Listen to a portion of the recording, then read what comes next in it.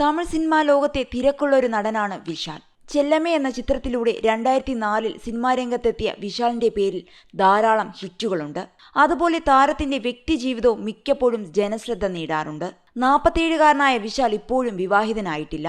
കാമുകിയുമായി വിവാഹ നിശ്ചയം വരെ നടന്നിരുന്നെങ്കിലും പിന്നീട് ഈ ബന്ധം വേണ്ടെന്ന് വെക്കുകയാണുണ്ടായത്. വിശാലിനെ കുറിച്ച് നിരവധി ഗോസിപ്പുകളും വന്നിട്ടുണ്ട്. വരലക്ഷ്മിയുമായി വിശാൽ പ്രണയത്തിലാണെന്നായിരുന്നു ഒരിക്കൽ വന്ന ഗോസിപ്പ്. മലയാളിയായ നടി ലക്ഷ്മി മേനോനെ വിശാൽ വിവാഹം ചെയ്യാൻ പോകുന്നുവെന്നും അടുത്തിടെ ഗോസിപ്പ് വന്നു.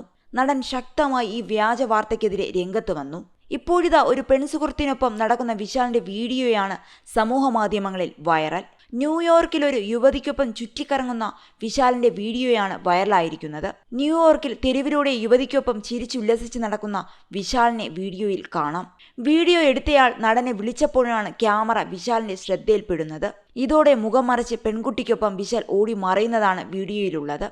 നിരവധി കമന്റുകളാണ് വീഡിയോയ്ക്ക് ലഭിക്കുന്നത്. വിശാലിന്റെ രഹസ്യ കാമുകിയാണിതെന്നാണ് ഉയരുന്ന വാദം. ക്രിസ്മസ് ആഘോഷിക്കാനായി രഹസ്യ കാമുകിക്കൊപ്പം ന്യൂയോർക്കിൽ എത്തിയതാകും താരം എന്നിങ്ങനെയുള്ള കമന്റുകളും പ്രചരിക്കുന്നുണ്ട്.